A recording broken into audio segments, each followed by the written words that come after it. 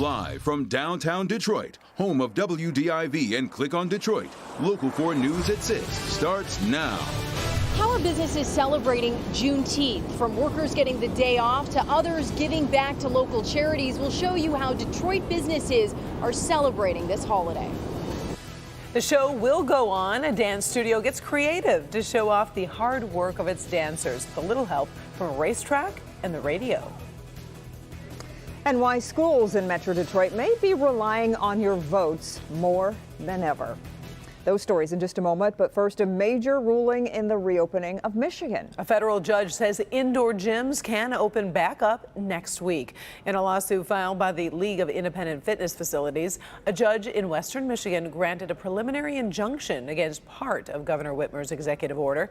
It means gyms will be allowed to open at 12:01 a.m. on Thursday. The governor says she will appeal the ruling, calling it a dangerous decision. It comes as new coronavirus numbers paint an encouraging picture. There were 211 new cases with 5 more deaths.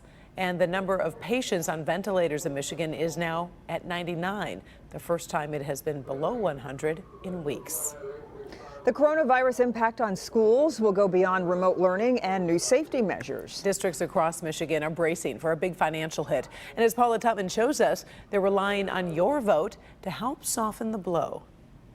School districts know this isn't the most exciting thing to talk about, but when you come to bond and millage issues and ballot initiatives, they're an absolute must this year when you consider closing that education gap from this summer, buying PPE, and just staying afloat. Bloomfield Hills is asking voters this August to support a $200 million ballot initiative. There's never the ideal time. Everything, the stars never align, so that now's the best time no matter what. If we don't get it, especially looking at the budget cuts that we know are going to occur, we're going to have to take money out of our general operating fund to pay for the repairs we need. Most of our buildings were built in the 1950s and 60s. We can't sustain them. We have $33 million in critical needs that we need to do within the next couple of years.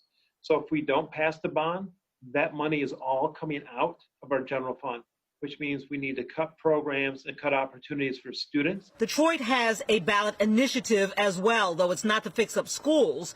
It's to pay down $2 billion in legacy debt. Although Detroiters may say, well, why should we pay for legacy debt, considering that the district was run under emergency management and voters didn't have a say in that? Well, the fact is that this is actually a business tax. So the everyday property owner doesn't actually contribute to the millage. If this proposal were not to pass, the state would obviously want the debt paid. And what they would do is require us to impose a property tax. Birmingham schools successfully passed a $200 million ballot initiative. Interestingly enough, because Pontiac successfully and overwhelmingly passed its $147 million sinking fund bond renewal in March, not only will it fix up facilities, but will be able to offer new teachers a $2,500 signing bonus, inevitably being able to pick up teachers who will most certainly be laid off in other nearby districts because of budget shortfalls that will be handed down from Lansing in mid-July. We're just upgrading across the board, new roofs, HVAC, parking lots, doors, windows, new athletic fields, new theaters, a pool. Our pool hasn't been operational for many, many years. Lots of technology, furniture, and of course security also is very important. So for Pontiac, it's really a game changer. Paula Tutman, Local 4.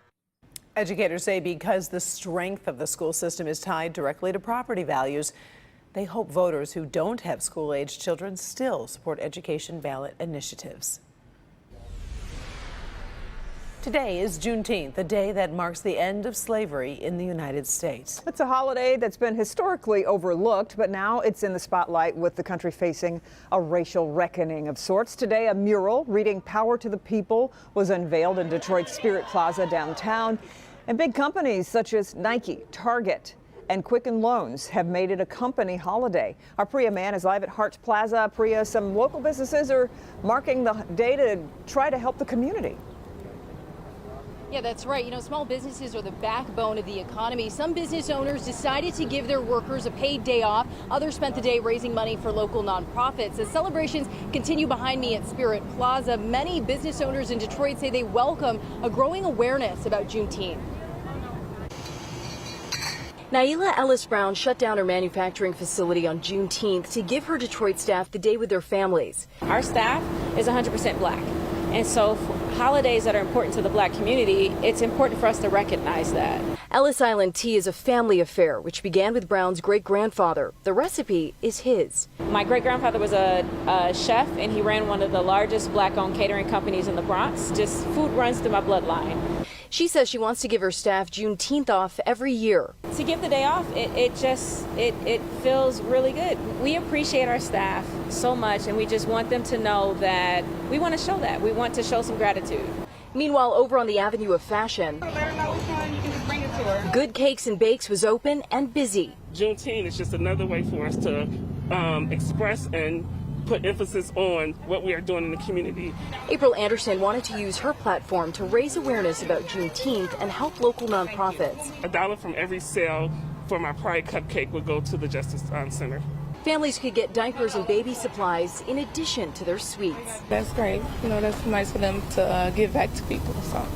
2 Detroit business owners working to make Juneteenth a celebration we can all take part in. I love to see the businesses that are now recognizing it and allowing their employees to be off work and paying them to be off work for it. It'd be great if it became a federal holiday where everybody was able to participate and celebrate this day. And Michigan, by the way, recognized Juneteenth as a holiday back in 2005. Reporting live from downtown Detroit, I'm Priya Mann, Local 4. All right, Priya, we appreciate it. Thanks. Now to a Local 4 update. The Monroe County Prosecutor's Office says a state trooper was indeed justified when he opened fire on a knife-wielding suspect. You see a man rushing toward the trooper on South Dixie Highway there. What investigators say you don't see is the trooper repeatedly asking the man to drop the large knife. Witnesses told investigators the trooper did everything he could to defuse the situation before firing his weapon. It's full speed ahead for Ford. The automaker announcing today it will be back at full production on Monday, 2 weeks earlier than planned. It's been more than 3 months since Ford has operated at full capacity. Rod Maloney shows us how they plan to ramp up production safely. Back when the domestic 3 closed because of the virus, they said that they were going to be very methodical, slow, careful about bringing their plants back online, that they would only do it if they could make it happen safely and if the system can handle it. Well, it would appear that they are there because now they're getting back to full production.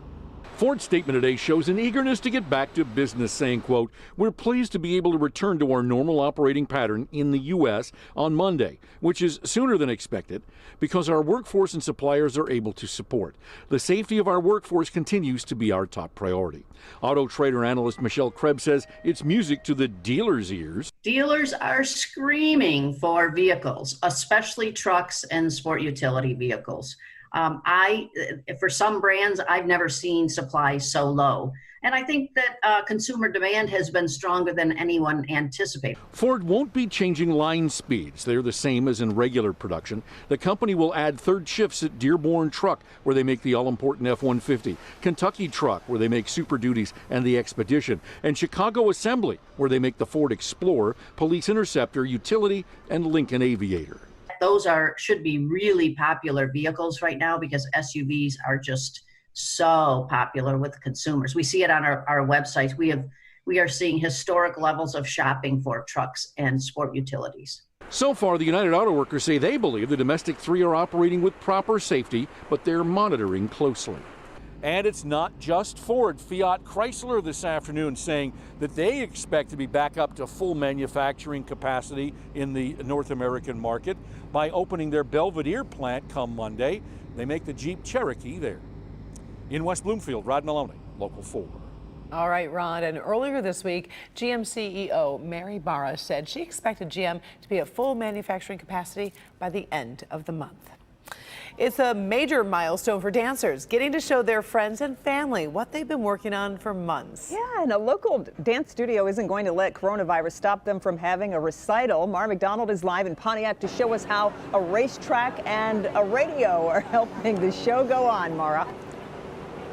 Well, guys, here's the deal. Welcome to the M1 Concourse in Pontiac. We're on the skid pad. Now, normally this would be full of cars, and yes, we have plenty of cars, but it is also full of dancers. Here's the deal. Studio A Dance Studio, which has, offices in both Walled Lake and Birmingham, has been training kids for, more than a decade.